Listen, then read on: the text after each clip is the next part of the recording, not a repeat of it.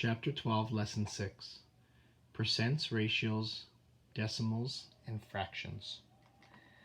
Let's say I had these four items. So 13 to 25, 0.41, 8 out of 10, and 22%. And let's say I wanted to express them as percents, ratios, decimals, and fractions. So if I was to make a chart, percents, ratios, decimals, and fractions, I could see that I'm able to convert all of these into any of these types for each category. So 13 to 25 is already a ratio. So we know that 13 to 25 in a ratio is written like this. As a fraction, you would just take the first number would be your numerator, and the second number would be your denominator. If I wanted to turn this into a decimal, I would just do 13 divided by 25,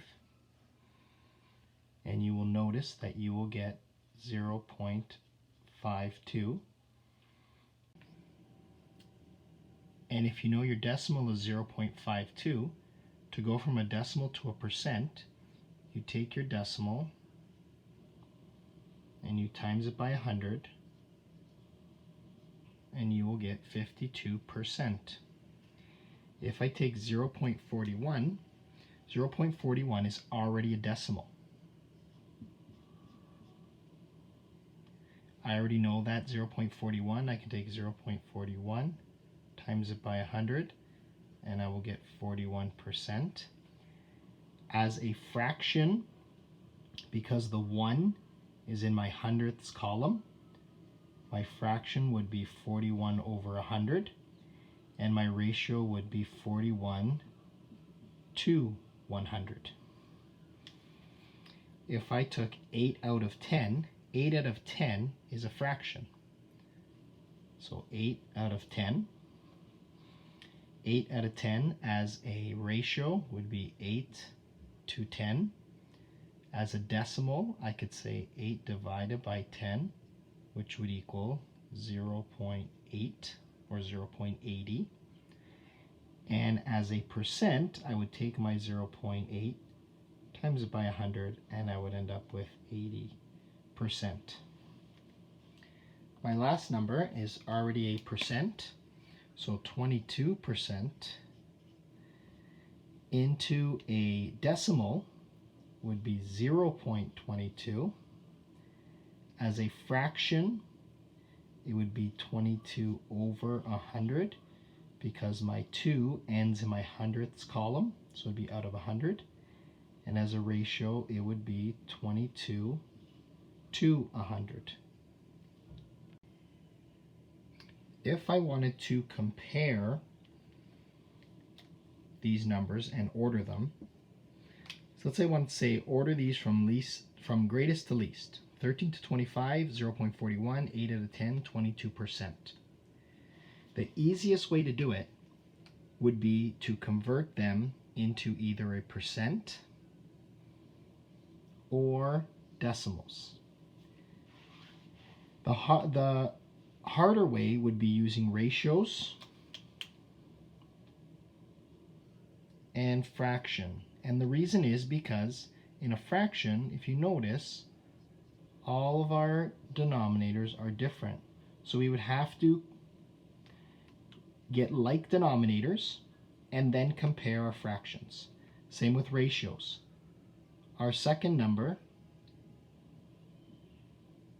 are all different.